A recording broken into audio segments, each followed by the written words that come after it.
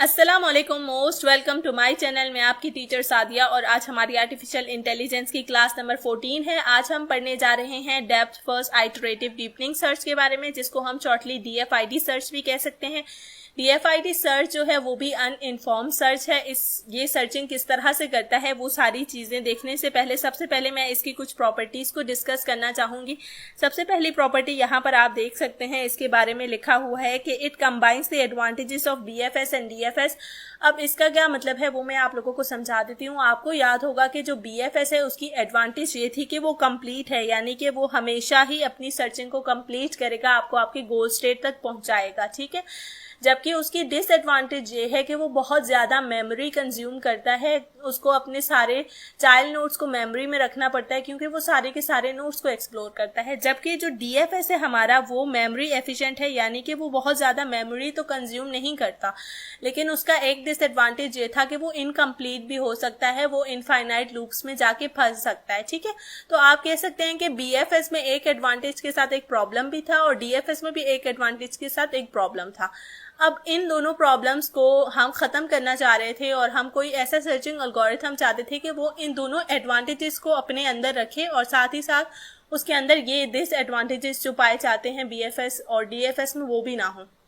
तो इसलिए 1985 में depth first iterative deepening search को बनाया गया था कि उसकी अंदर ये एडवांटेज था कि वो BFS की तरह कंप्लीट है, यानी कि वो आपको आपके गोल स्टेट तक पहुंचाएगा, और DFS की तरह वो मेमोरी एफिशिएंट भी है, यानी कि वो बहुत ज्यादा मेमोरी कंज्यूम नहीं करता जिस तरह BFS कर रहा था, ठीक है। तो अब ये सर्चिंग किस तरह से करते हैं वो हम पहले देख लेते हैं और ये 3 प्रॉपर्टीज को हम बाद में देखेंगे।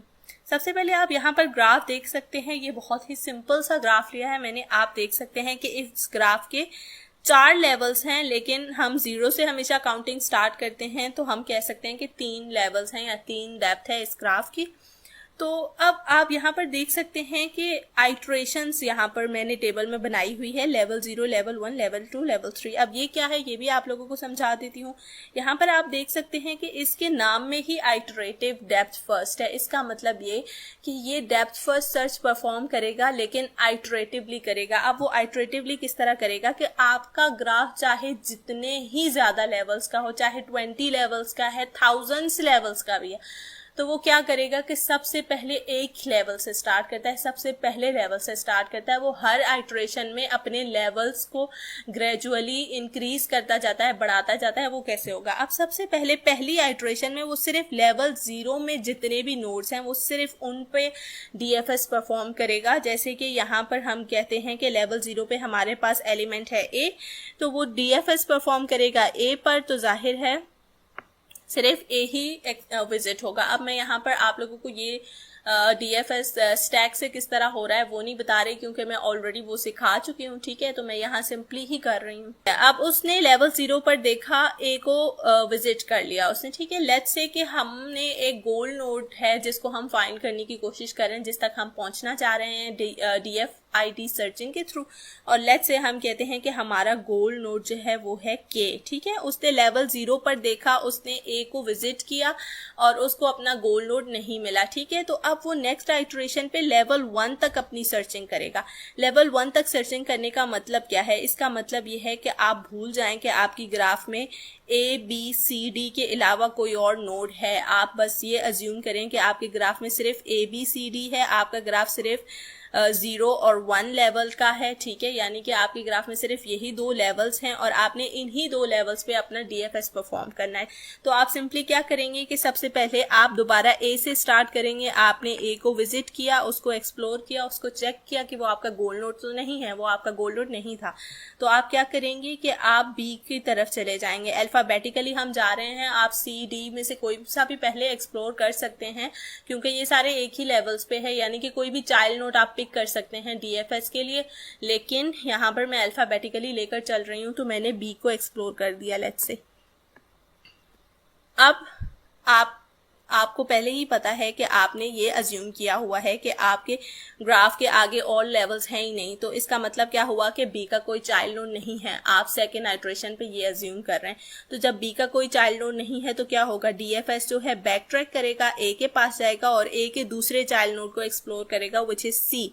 तो वो सी को एक्सप्लोर करेगा और सी के आगे फिर से आप यही अज्यूम करेंगे कि सी का कोई चाइल्ड नोड नहीं है, क्योंकि आप सिर्फ लेवल 1 तक लेकर चल रहे हैं। आप फिर से बैक ट्रैक करेंगे और डी को एक्सप्लोर कर लेंगे और फिर से आप यही अज्यूम करेंगे कि डी का कोई चाइल्ड नोड नहीं है, तो आपकी सर्चिंग खत्म हो गई। ठीक है, इस आइटरेशन की सर्चिंग खत्म हो गई और उसको फिर भी उसका गोल नोड नहीं मिला। तो अब क्या होगा कि नेक्स्ट आइटरेशन में वो लेवल 2 तक अपनी डेप्थ फर्स्ट सर्चिंग करेगा।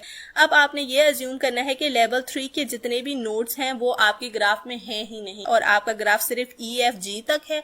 तो आपने EFG तक अपनी डेप्थ फर्स्ट सर्च को परफॉर्म करना है। सबसे पहले आप फिर से ए से स्टार्ट करेंगे। आपने ए को एक्सप्लोर किया और हम अल्फाबेटिकली लेकर चल रहे हैं, तो हम ए के बाद चले जाएंगे बी पे, वो बी को एक्सप्लोर करेगा। अब बी के पास बी का चाइल्ड नोड भी है विच इज ई, तो उसने ई को एक्सप्लोर किया और आपको अब ये पता है कि ई का कोई भी चाइल्ड नोड नहीं है क्योंकि आप सिर्फ लेवल 2 तक लेकर चल रहे हैं। तो क्या होगा कि बैक ट्रैक करेंगे, आप बी को देखेंगे कि बी का कोई और चाइल्ड नोड तो नहीं था, तो आपने फिर से बैक ट्रैक किया और आप ए के दूसरे चाइल्ड नोड पर आ गए विच इज सी। तो आपने सी को एक्सप्लोर किया, आपने सी को देखा, सी के आगे उसका कोई भी चाइल्ड नोड नहीं था, तो आप वापस ए के पास गए बैक ट्रैक करके और ए के दूसरे चाइल्ड नोड को लिया आपने विच इज डी। अब डी का चाइल्ड नोड भी है हमारे पास विच इज एफ, तो आपने एफ को एक्सप्लोर किया और एफ का कोई भी चाइल्ड नोड नहीं है, तो आप वापस बैक ट्रैक किया आपने और डी की तरफ गए वापस और अब डी के दूसरे चाइल्ड नोड को आपने एक्सप्लोर किया विच इज जी। अब आपने जैसे कि लेवल 2 तक ही अज्यूम कर रहे हैं, तो जी के चाइल्ड नोड कोई भी नहीं है, आप ये अज्यूम करेंगे यहाँ पर, तो आपकी सर्चिंग फिर से स्टॉप हो जाएगी क्योंकि आपके DFID सर्च को उसका गोल नोड नहीं मिला। तो अब नेक्स्ट आइटरेशन पे वो लेवल 3 तक के सारे नोड्स को एक्सप्लोर करेगा, उस पर DFS परफॉर्म करेगा। तो अब क्या होगा कि वो फिर से ए से स्टार्ट करेगा, ए के चाइल्ड नोड को वो एक्सप्लोर करेगा विच इज बी और फिर बी के चाइल्ड नोड को वो एक्सप्लोर करेगा विच इज ई, फिर वो ई के चाइल्ड नोड पे जाएगा विच इज अल्फाबेटिकली एच पहले आ रहा है और आप यहाँ पर देख सकते हैं कि एच का कोई भी चाइल्ड नोड नहीं है और वैसे भी हम लेवल 3 तक ही इस आइटरेशन में परफॉर्म कर रहे थे। अगर फॉर एग्जांपल आगे और भी लेवल्स होते, एच का और चाइल्ड नोड होता भी, तो आप उसको एक्सप्लोर नहीं करने वाले थे। तो आप वापस बैक ट्रैक किया, आपने ई के फर्दर चाइल्ड नोड्स हैं या नहीं आपने चेक किया, तो आपको मिल गया ई का एक और child node which is I. फिर आई का भी कोई चाइल्ड नोड नहीं है, आपने फिर से बैक ट्रैक किया और ई के एक और चाइल्ड नोड को एक्सप्लोर किया विच इज जे।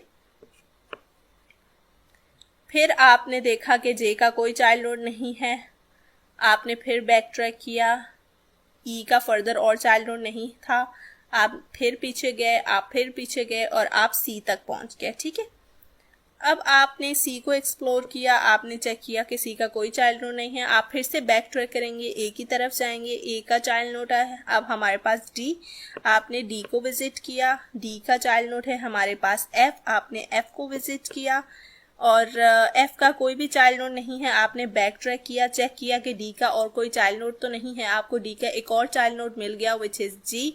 तो आपने जी को एक्सप्लोर किया और जी के चाइल्ड नोड को चेक किया विच इज के, तो आपने के को भी एक्सप्लोर कर दिया और आप आपके गोल स्टेट पर पहुंच गए, तो आपकी सर्चिंग खत्म हो गई। So depth first iterative deepening searching अपनी सर्चिंग को इस तरह से करता है और वो आपको आपके गोल नोड तक लाजमी पहुंचाएगा और मेमोरी एफिशिएंट भी होगा।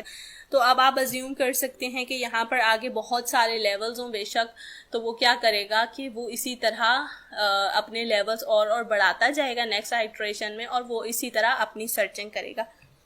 तो आप और उसकी प्रॉपर्टीज को देख लेते हैं कि ये आपको ऑप्टिमल रिजल्ट देगा हमेशा। यहाँ आपको DFID में एक प्रॉब्लम ये नज़र आ रही होगी कि हर आइटरेशन में आपको बार बार स्टार्ट से ही स्टार्ट लेना पड़ रहा है, यानी कि आपको फर्स्ट नोट से दोबारा अपनी सारी सर्चिंग करनी पड़ती है। तो इसीलिए ये इस लिहाज से आप कह सकते हैं कि इस लिहाज से ये बहुत ज़्यादा टाइम कंज्यूमिंग है, ये बहुत टाइम कंज्यूम कर सकता है। अगर आपका गोल नोट बहुत नीचे है तो ये बार बार पहली नोट से एक्सप्लोर करना स्टार्ट करेगा, उसकी सर्चिंग स्टार्ट करेगा, तो इस तरह से ये हो सकता है कि बहुत टाइम कंज्यूमिंग भी हो, तो ये इसका डिसएडवांटेज है।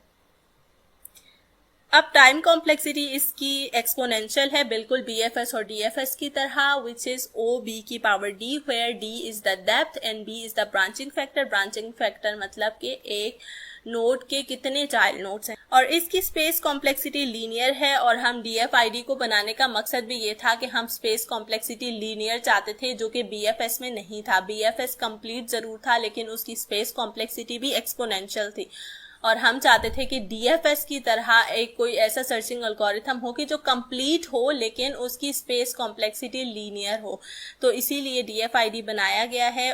So that's all for today. I hope कि आपको ये वीडियो पसंद आया होगा, और अगर आपको ये वीडियो पसंद आया तो प्लीज़ लाइक करें, मेरे चैनल को सब्सक्राइब करें, कमेंट करें और इस वीडियो को शेयर करें। Thank you so much. अल्लाह हाफिज़।